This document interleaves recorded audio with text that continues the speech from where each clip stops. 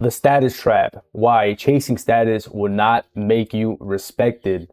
Have you noticed that some of the most wealthiest people rarely have designer clothes? They're rarely flexing. They just wear simple clothing and they still have enormous amounts of wealth. This is the status trap. While some people with the least have the most expensive clothing, they do the most to get attention, to garner respect. They have the expensive watch, the expensive luxury clothing, the designer brands, the new car, the new truck. It's always constant flexing. But underneath all of it, they're still looking for approval. There's nothing wrong with buying nice things. But the main question to ask is, who is it for? Is it for you? Is it to impress other people? Is it fake flexing? That is the status trap. Your boy has been training hard these last couple of weeks. I got a personalized boxing coach, been doing a lot of boxing, kickboxing, MMA. We will be having our meetup at the end of this year. We are aiming for late September. If you're interested, make sure to fill out the form. It's listed below this video. Fill out that form. It takes like 5 minutes. If you want to come out to Cartagena, Colombia, we're going to be out there with a lot of high performing guys, doing a lot of workshops, some sparring, doing some day, night game, going out, having a great time. So if you're interested for a meetup, you want to meet some guys outside of the States, fill out that form so you can join us in Cartagena, Colombia. So what is the status trap? So this is when identity becomes dependent on looking successful instead of becoming actually successful. It's buying, posting, and living for approval, measuring worth through possessions. Status should reflect success. It should never replace it. So why do we chase status? We want respect, belonging, recognition. Society and brands monetize those desires. They sell identities, not products. And this goes back to that Fight Club quote that the things that you own end up owning you. Companies don't sell products, they sell identities. So here we really need to get into the nuance of status, because I think that it's fine to buy things, especially clothing, things that are going to make you feel better. They're going to level up your appearance, but you have to do it correctly, because you do risk the trap of falling into debt and to always chasing approval, coming from the wrong place. So it needs to become a authentic way of chasing status. That's the key difference. So there's a couple of status traps to be aware of. And the first one is luxury before stability. There's nothing wrong with luxury. Luxury is great. But when you do it before stability, that is when it becomes a problem, because it can put you in financial stress and debt. And that's buying the expensive car, no investments, no savings or safety net, living for the impression. I saw this a lot growing up, especially being Mexican American. A lot of my friends, a lot of my family would go for the expensive truck. They would put themselves into debt trying to get a $30,000, $40,000 truck. And they didn't even have any investments. They weren't investing in stocks. They weren't investing in real estate, but they wanted that truck to show off status, that they were actually doing something well with their lives. There's nothing wrong with getting the truck, but it's best to get it when you already have a solid base, a solid financial base, where it becomes easy to get something like that, right? Luxury, it's easy at that point. You don't want to put yourself into debt buying luxury before you even have stability. The second thing is lifestyle inflation. And that's when income goes up, spending goes up faster, and you just stay broke. That's when you buy things, you buy the designer, you buy the trips, you buy all these different things, put it on the credit card, and you're slowly just racking up debt, putting that financial noose around your neck. The third thing is social media flexing. Everything becomes content. You're living for likes and validations. Nothing stays personal. You're just trying to impress people on social media, just posting for likes, and you're living for attention. Fourth, comparison addiction, always comparing yourself. Someone always has more. You never feel enough. And at the end of the day, that makes you feel never successful. Fifth is borrowed identity. So this one, there's a caveat to this one, because I do believe that you can fake it a bit before you make it. Borrowed identity just means that you're trying to look successful, not becoming valuable, and you're always faking it till you make it. Or a lot of times you won't even make it and you just stay faking it forever. And that just costs fragile confidence. But I do believe that if there's a certain extent of fake it till you make it. For example, if you're training MMA, if you're training Muay Thai, if you start buying the gear, you get your shin guards, you get the Muay Thai shorts, you get the gloves, you invest in proper equipment, that's going to start programming your mind that you're actually about it, that you're actually a fighter now. And to some extent, you can brainwash your brain a bit to get the things that you desire. So if you want to be in higher circles, you can start dressing better, buy better clothing, buy better shoes, buy a nice suit. I think those are okay. If you have to make the investment of dropping $1,000 or $2,000 on better clothing, I think that that's a great investment. It's just when you're overdoing it, you just keep faking it and you stay stuck there. That is when it becomes a problem, because you don't want to be the guy that has like all the shiny gear, the best gloves, the best shorts, the best shin guards, and at the end of the day, he lacks the skill. He still can't fight. Like 6 months into it, you still lack the skill. You have all the fresh gear, but you don't have the skills to back it up. We want to get away from attracting attention from our status and earning it through character, earning respect through character. That is when it actually starts to become powerful. This is where the freedom lies, is that earning respect is built identity.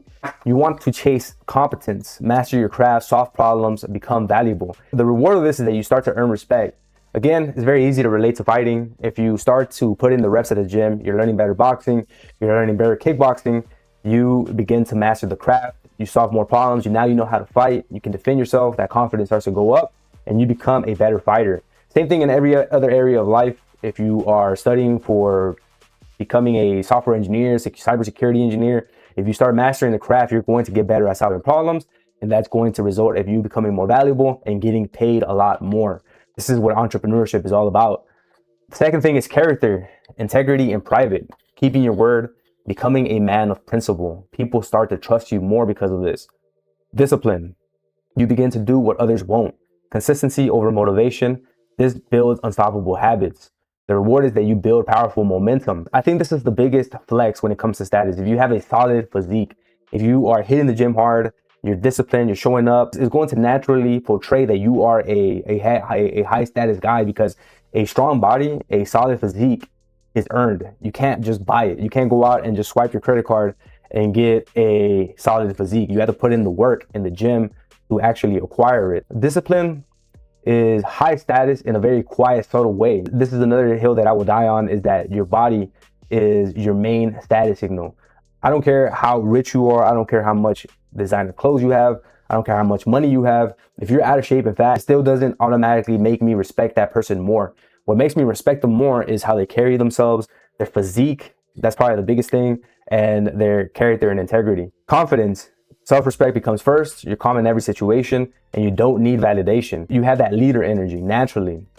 Fifth is integrity. Do the right thing even when no one sees. Respect yourself. Reward is that you become rare. You are one in a bunch. You're the different from everyone else. My dad used to say a great quote that no seas del montón. Don't become the average guy. Don't become the same guy that everyone is becoming, right? Become someone different that makes you stand out. And the way that you do that is by chasing these 5 key points here. Increase your competence, increase your character, your discipline, your confidence, and your integrity. These are the things that actually create status. People may notice your watch, but they'll remember your character. They'll remember your physique, your discipline, your actions, your habits. Status attracts attention, but character earns respect. So it's always best, guys, invest in experiences, skills, and growth. This is why I like investing into traveling. I invest into different engineering classes that I'm taking for cybersecurity. I invest into different skill sets. Like I just invested into one-on-one boxing coaches to polish up my boxing, my defense, my coordination. There were certain things in my game that I was lacking, and I invested in private classes. I'm paying a little bit more, but I'm getting that personal teaching, that personal instruction, which is highly valuable for me. I'm investing in those skills and that growth. Quality over quantity, meaning over logos. We always seen that guy that dresses plain. He might just have a solid black tee, some nice jeans, nice shoes, but he has a solid physique, and his appearance looks a lot better than the out of shape fat guy that has all the designer brands, but you can tell he never steps foot into a gym. And that's a key difference right there, right? The guy that's in shape, that's not flexing with his clothing, he's not flexing with his watch, he's not flexing with any designer things, always earns more respect because that body speaks for itself. Don't buy things to become someone. Buy things that reflect who you become. I like to buy the national jersey of every country that I visited, because I actually visited that country. It's not just because I like it, I want to flex. It's because I've actually been there. Those jerseys are pretty expensive.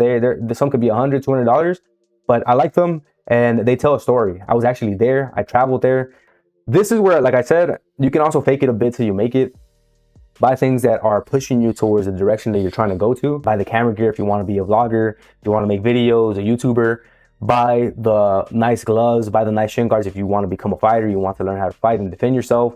Buy things that are pushing you towards that direction. That's where I think that you can fake it till you make it, but it's important to also earn the skills, earn the competence to back it up. Don't stay stuck in that amateur that just has all the nice shiny clothing, but is still lacking the skills. So the status framework, this is powerful to ask if it's actually necessary in your life. If it's something that you should buy or something that you should invest in. First thing to ask is, would I still buy this if no one ever saw it? Like me personally, I've invested into camera gear. I've invested into different lighting. I've invested in different software for making videos. And I do it. I don't care if anyone ever finds out about it. I do it because I like to make these videos. I like to put solid content out there, higher quality content. So for me, I think it's important, but no one's ever going to see my gear. It's just important for me. The second thing is, does this increase my life or just my image? Again, going back to the camera equipment, I know that it's going to increase the quality of the videos, but as a byproduct, it will also increase my image because I'm dropping better content. Finally, am I investing in appearances or ability? Like I said, don't just invest into appearances. Invest into acquiring that appearance through your abilities. So if you do invest into some solid gloves, you're going to get better at your fighting. It's going to increase your fighting ability, and it's also going to increase your appearance. You're going to look better as a byproduct. You're going to get in shape, and you're going to look like a solid fighter. So this is the key takeaway. This is the image shift. To stop asking, how do I look successful? Start asking, how do I become so valuable that success becomes obvious? Have a solid physique, invest into your body, invest into skills, high paying skills, because those are going to speak for themselves. You don't need the designer. You don't need the watch. I could be completely happy without having a designer watch, which I do. I have designer clothing. I have a lot of shit that I've bought over the years that I don't even use anymore. And the main things that I rely on for my status is my skills in fighting, my social skills when it comes to game, talking to women, with my social skills with other men when I'm networking.